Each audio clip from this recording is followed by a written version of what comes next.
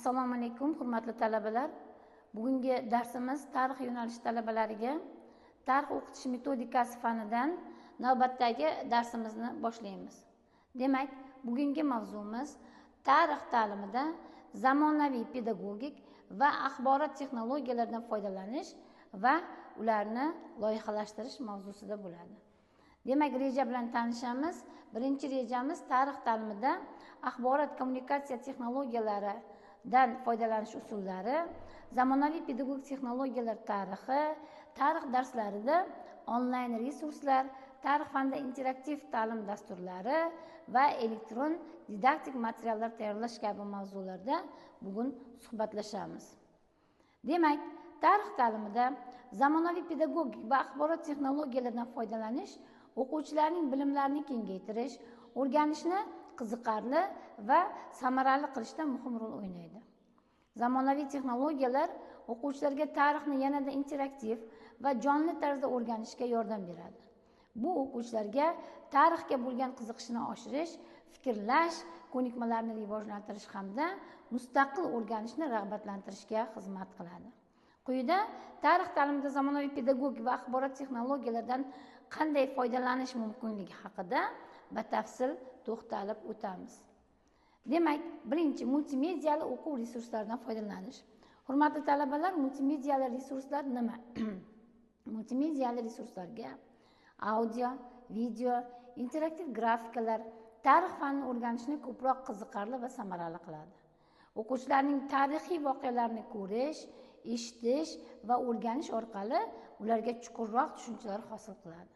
Masalan, tarixiy kinolar, hujjatli filmlar, interaktiv xaritalar, animatsiyalar va slayd-shoular orqali tarixiy davrlar, voqealar yoki shaxslarni o'rganishimiz mumkin. Tarix ta'limida aktlardan foydalanish. Demak, tarix ta'limida akti axborot kommunikatsiya texnologiyalaridan foydalanish usullari ta'lim sifatini oshiradi. Axborot kommunikatsiya texnologiyalari yordamida interaktiv darslarni tashkil qilish, tarixiy manbalarni va multimedia materiallardan foydalanish imkoniyati mavjud. Misol uchun, elektron kitoblar bugungi kunda juda ham keng targ'ib etilmoqda. Onlayn ma'lumotlar bazalari va interaktiv xaritalar o'quvchilarning tarixiy tushunchalarini kengaytiradi. O'quvchilarning tarixiy voqealar va jarayonlarni vizual tarzda yetkazish uchun videolar, 3D modellar va o'sha simulyatsiyalardan foydalanish mumkin. Akta modellari orqali o'quvchilarning o'sha bilimlarini baholash va ularga individual yo'naltish imkoniyatiga ega bo'ladi. Bu usullar o'quvchilarning tarix faniga bo'lgan qiziqishlarini oshiradi va ularning bilimlarini mustahkamlashda yordam beradi. Zamonaviy pedagogik texnologiyalar tarixi dastlab qachon paydo bo'lgan? Demak, zamonaviy pedagogik texnologiyalar tarixi 20-asrning o'rtalaridan boshlangan. 1950-yillarda dastlabki audio vizual vositalar o'sha maktablarda qo'llanila boshladi. 1960-yillarda kompyuterlar ta'limda eksperimental ravishda tatbiq etildi. 80-yillarga kelib, shaxsiy kompyuterlarning ommalashuvi bilan pedagogik jarayonda axborot texnologiyalari kengaytirildi. 1990-yillarda internetning rivojlanishi onlayn ta'lim platformalarining paydo bo'lishiga sabab bo'ldi. Sir emaski, o'sha 2000-yillarda interaktiv ta'lim vositalari, masalan, smart taxtalar ta'limda qo'llanila boshladi. 2010-yillarda MOOC, ya'ni Massive Open Online Courses kurslari va mobil ilovalar ta'limga kiritildi. 2020-yillarda barchamizga ma'lumki, pandemiya butun dunyoni qamrab olgan bir paytda mana shu pandemiya sababli masofaviy ta'lim texnologiyalari jadal rivojlandi va keng tarqaldi. Zamonaviy pedagogik texnologiyalar ta'lim jarayonini yanada samarali va interaktiv qilishda maqsad qilib qo'ydi. Tarix darslarida onlayn resurslar mavzusi bo'yicha ko'plab onlayn manbalar mavjud.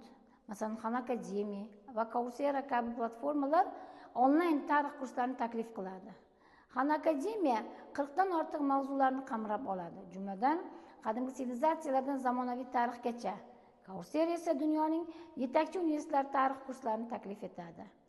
Udemy 500 dan ortiq tarix kurslarini taqdim etadi va bularga Amerika tarixi, Yevropa tarixi va boshqalar kiradi.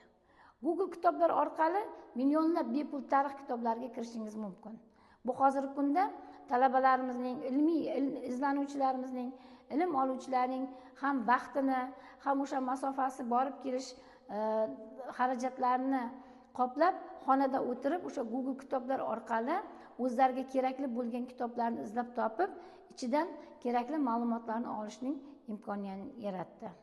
National Geographic va BBC kabi saytlar muntazam tarixiy maqolalar, hujjatli filmlar va interaktiv xaritalarni taqdim etadi. Bu resurslar o'quvchilarga tarixni yanada chuqurroq o'rganishga va turli xil manbalar orqali bilimlarini boyitishga yordam beradi. Tarix fanida interaktiv ta'lim dasturlari. Tarix fanida interaktiv ta'lim dasturlari zamonaviy texnologiyalar va internet imkoniyatlaridan faol foydalanib, o'qish jarayonini qiziqarli va samarali qiladi. 2022-yilda O'zbekistonda ta'lim sohasida raqamli texnologiyalardan keng foydalanish dastur doirasida 100 dan ortiq interaktiv elektron resurslar ishlab chiqildi. Ushbu dasturlar o'quvchilarni tarixiy ma'lumotlar bilan tanishishda, multimedial materiallar, virtual sayohatlar va onlayn testlar yordamida foydalaniladi. Shu bilan birgalikda interaktiv ta'lim platformalari, masalan, edX va Coursera 2000 dan ortiq tarixiy kurslarni taklif etadi. Bu esa o'sha o'quvchilarning mustaqil ravishda bilim olishiga va o'sha O'zbekistondagi bu narsa qo'llanilishi hozir 20 dan ortiq institutlarda qo'llanib borilmoqda. Elektron didaktik materiallar tayyorlanishi mavzusi bo'yicha ta'lim jarayonida zamonaviy texnologiyalardan keng foydalanish ahamiyatga ega. Elektron didaktik materiallar EDMlar yaratish orqali o'quvchilar uchun ta'lim samaradorligini oshirish mumkin. Bu turdagi materiallar sifatli ta'lim resurslarini taqdim etish va o'rganish jarayonini interaktiv qilishda yordam beradi. O'sha elektron didaktik materiallar tarkibida videolar, audio fayllar, interaktiv o'yinlar va testlar kabi elementlar kiradi. Ulardan foydalanish orqali 30% gacha vaqt tejalishi, 20% gacha o'quvchining materialni o'zlashtirish darajasi ortishi mumkin. 2022-yilda o'tkazilgan tadqiqotlarga ko'ra, o'sha elektron didaktik materiallardan foydalanish o'qituvchilar orasida 15% gacha o'sish kuzatilgan. Jumladan o'quvchilarning darslarga qiziqishi esa 40% gacha ortishi ularning ko'nikmalarining rivojlantirishda juda katta yordam bergan. Tarixni o'qitishda innovatsion pedagogik texnologiyalarning ahamiyati bo'lajak tarix o'qituvchilarining kasbiy tayyorgarligini rivojlantirish, pedagogik tafakkurni kengaytirish, ularda fanni o'qitishda zamonaviy pedagogik texnologiyalarni qo'llash uchun zarur bo'lgan metodik bilim ko'nikmalarini shakllantirishdan iborat. Ma'lumki, hozirgi zamon har bir fan o'qituvchisi zimmasiga inson, uning jamiyatdagi o'rniga haqqoniy bahoni berish vazifasini qo'yadi. Buning uchun o'qituvchi ta'lim-tarbiyaning yangi shakllari, vositalari va usullarini egallashi, shu bilan birga o'zi zamonaviy pedagogik texnologiyalarni yaratishga, shaxsni tarbiyalashning yangi an'anaviy, samarali usullarini tanlashga harakat qilishi hamda o'qituvchining o'zi ijodkor bo'lmog'i lozim. Interaktiv darslar va o'quv ilovalaridan foydalanish.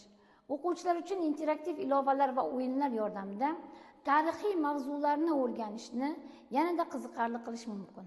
Ushbu ilovalar o'quvchilarga tarixiy faktlarni o'rganishda o'zlari mustaqil ish olib borishga yordam beradi. Masalan, timeline davrlar bo'yicha interaktiv xaritalar yaratish, Quizlet yoki Kahoot kabi ilovalar orqali viktorinalar va musobaqalar o'tkazish mumkin. O'sha darslar jarayonida mana shu ilovalardan foydalanish, dars jarayonini o'quvchi qanchalik tez va oson o'zlashtirilganligini baholash ham mana shu ilovalarda juda chiroyli ko'rib o'tishimiz mumkindir.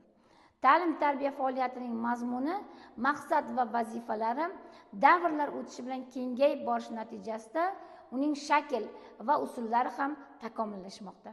Hozirda inson faoliyatidan ko'zda tutilgan maqsadlarni to'liq amalga oshirish imkoniyatini beruvchi yaxlit tizimga ega bo'lgan texnologiyaga aylanib bormoqda. Shu asosda ta'lim-tarbiya sohasida so'nggi davrda pedagogik texnologiya amal qila boshlaydi.